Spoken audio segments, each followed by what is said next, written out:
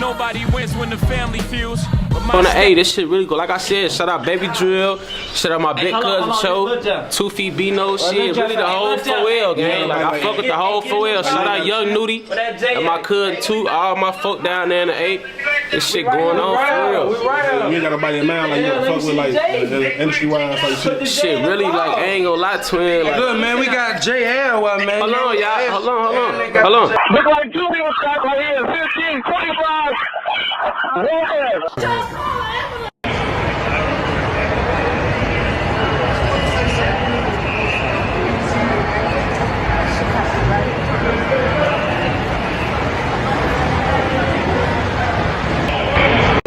Mourn the slaying of the teens, Chicago police continue their search for the gunman responsible for the brazen downtown daylight ambush that claimed the boys' lives. So I'd like to start off by offering our condolences on behalf of Superintendent Snelling and the Chicago Police Department to the 2 families that were touched by this senseless act of violence today. Approximately 12:25 today, several students were exiting the Innovations High School when 2 cars pulled up and a group of individuals exited said vehicles, fired multiple times, striking 2 of the teenage students of Innovations High School. These individuals were taken to Northwestern Hospital where they succumbed to their injuries. When I speak, it's only facts. He was screaming out when he got hit. Real tough up on the net. Now he on the floor looking Fam, if you grew up in the inner city like me, nowadays, if you made it to your late 20s, some will consider you an OG. That's because people be dropping like flies. Fam, you gotta do the opposite now in this new generation to be correct and get notoriety. With this new generation hopping in the streets, they don't care if they got in it, young or old. It don't even matter if it was by force or by choice. It used to be if you grew up in this environment, you accommodated. If you grew up in a better environment, you was blessed. Now, you can grow up in the suburbs, start hanging out in the city, and now you supposed to be a trench baby. This new generation catching bodies and going to school. That's playing 1 foot in and 1 foot out. And to be honest, that's more dangerous than just being in the streets. Not to mention, everybody a rapper, good lord. And that's regardless if they music sell or not. And don't forget, they gotta make sure they tell you what they did in their songs or in their Instagram posts. And if not, it's not considered law, according to the new generation. Fam, they killing their homies, robbing the ones they slept in the same house before. Plus get this, you don't gotta have no special skill to be on camera no more. If you from a neighborhood that's dangerous, quote unquote, they'll give you an interview. But it remind me of the favorite quote I'm sure we all once said before. I wish I knew better when I was young. Cause all you doing is recording your illegal activities, showing who you hang with for a couple views. It's on you to assume if that's the content creator fault. But honestly, they just giving what the audience want. Who else willing to risk their life or freedom recording a bunch of youngins with firearms and nothing to lose? But time after time, you get a new generation from the last generation saying, hey, listen to us, new generation. Them activities you doing showing the world. The ones that's most interested in your work is your enemies or the police. Then the feds and your quote-unquote op can at least get more intel than they had before. Plus, if your average neighbor can drive by and see y'all in the same location, and that's not your quote-unquote op, you have to know your enemy can find you. And let's be honest, that's mainly because you ain't got the funds to relocate. And that's not even the worst part of the video. The real reason we here and why some say at 29 I'm considered an OG, man, they snorting substances in the middle of their interview. You get, now I see you over there, you getting something together. This ain't about shit. This ain't nothing. Just a little something. I ain't gotta pay this shit no attention. We ain't never seen that on DJ UTV before. There's a lot of shit you ain't never seen.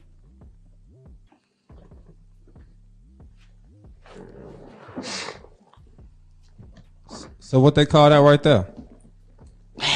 Tony Montana. Say hello to my little friend. How does it make you feel though? Like, do it give you superpowers or what? I don't want to say superpowers, but I do feel good as Is it better than sex?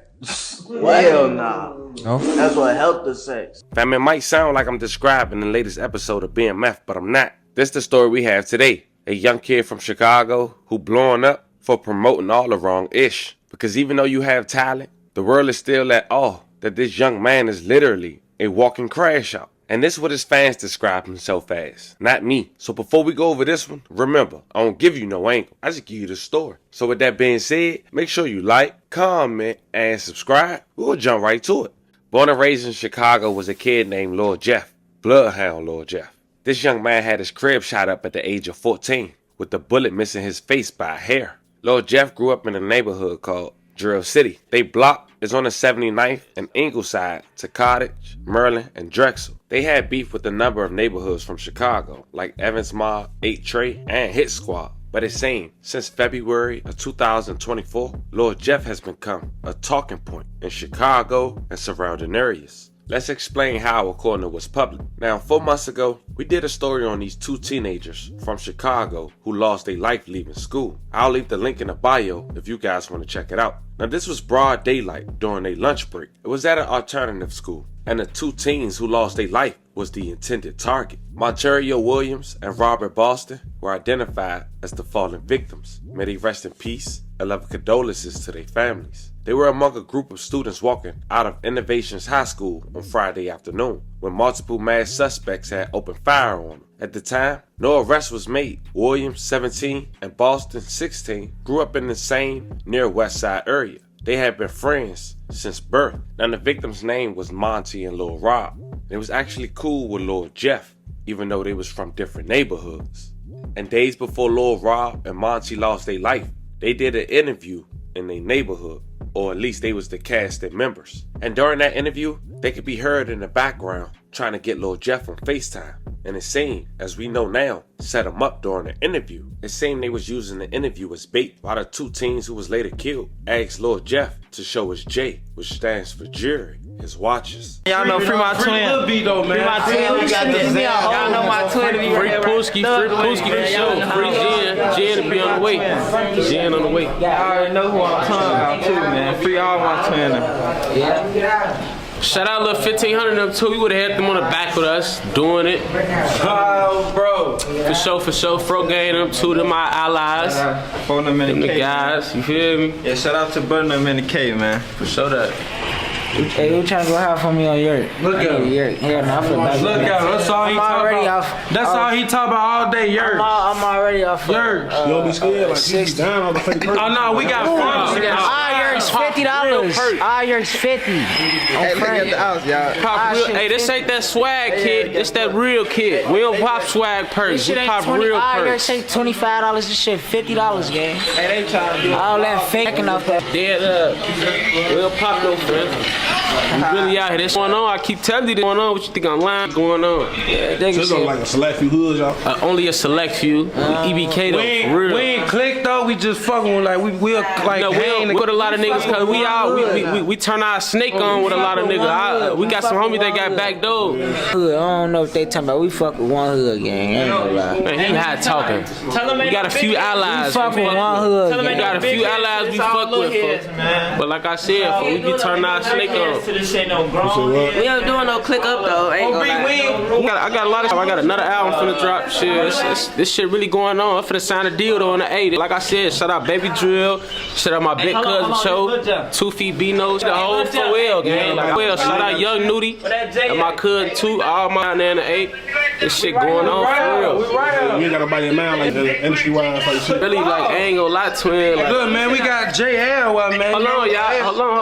Hold on. I ain't gonna lie. Put that J in there. Look, only artist I really wanna. And you can see Lil Jeff was hesitant to show it until he assumed he was in the camera. But as you can see, that was a bait. While all the homies look at the phone and one guy in the camera seems to try to act normal. And the real reason they was doing this interview in the first place is because this guy who allegedly rapped from Chicago, they wanted to see his housing complex, which they don't own. But they also wanted to talk about a situation that happened in Atlanta with the rapper Lil Rob from Alabama that signed to 1017 and Gucci Mane that allegedly he was involved with. The next day, Monte and Lil Rob was seen on their Instagram showing up the watches that Lil Jeff once had on FaceTime, with people assuming they robbed Lil Jeff. And the next day is when Rob and Monte, after doing all that, would still go to school and assume everything would be cool. Somehow, allegedly, someone got they dropped while leaving high school, and then they lose their life.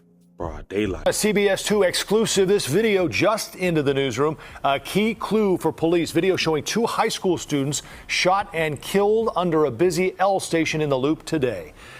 Good afternoon, I'm Joe Donlin. And I'm Erica Sargent. Police say gunmen opened fire on a group of teens as they walked out of school near Washington and Wabash today. CBS 2's Suzanne Lemonnier is live at the scene with more of that exclusive video. Suzanne.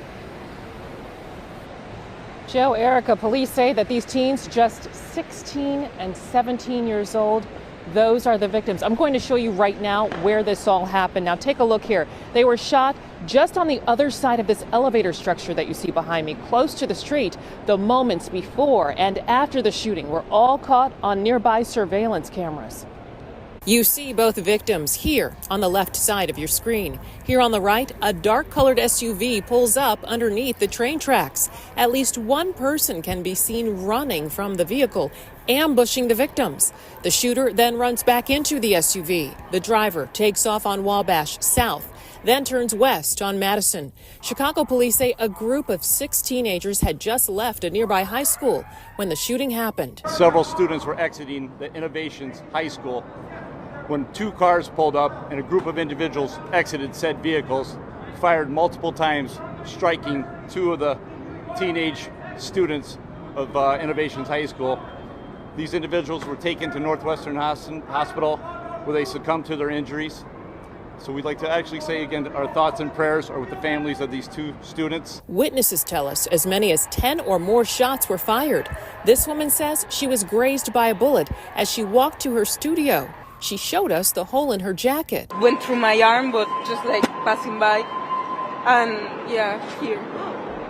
So the bullet did that? Yes. How are you feeling right now? Super anxious and sad, and I was afraid that it hit me too by accident. Mohammed Ashik says the shooting happened right across the street from his business. I saw, somebody doing over there. I lay down, because I have a problem. Maybe shot come for me, The shooting left onlookers and Ashik in shock. My head going so heavy, I can't even talk. I can't even go. I want to go home. I don't take the car to go home because my head is too heavy, I'm here 40 years. Never seen anything like I've never see somebody steal something, some little thing, this is normal, But shooting, I never see. This is the first time I saw it. That incident happened on January 16th, 2024. Just 4 weeks later on the same day, Lord Jeff would drop his biggest song to date, a track titled Ah Ah, that seemed to drop some lyrics that matched the 2 young teens who lost their life leaving school.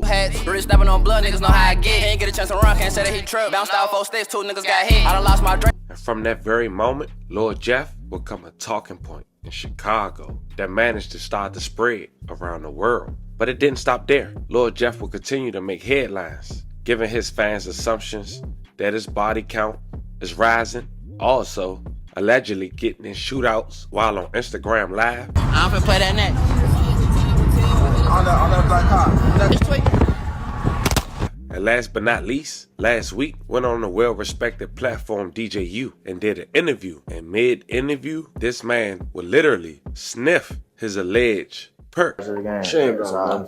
Yeah, I just took my L and moved on. Yeah. I got it, But did that turn you to like some type of monster on some shit like, man, f these niggas? Nah. It been fuck these niggas. That just made me watch these niggas. I can't watch these niggas now. Right. So what was the one situation that has occurred in your life that made you say, fuck these niggas though? I told you, nigga ran off on me. Nigga, that's what I just asked. For that, like you said, it's been fuck you. It been fuck these niggas. I ain't gonna lie, my homie dad, that's on my face. She's right here. Z-Money? Yeah. Okay. Team mean for real. Did you grow up with both parents in the household? Just my mama and my brother for real, and my grandma. My mama, my older brother, and my granny. Word. Yeah. So what was Pops? Whatever the fuck he was, shit, I don't know. We cool now though. That's my boy, but at that, you know how that shit be, man. He a cool ass nigga though. I fuck with him. But say back then he wasn't around. Say I was acting weird as shit, man. He was bogus. Okay. He a cool ass nigga now though, man. He be doing what he do.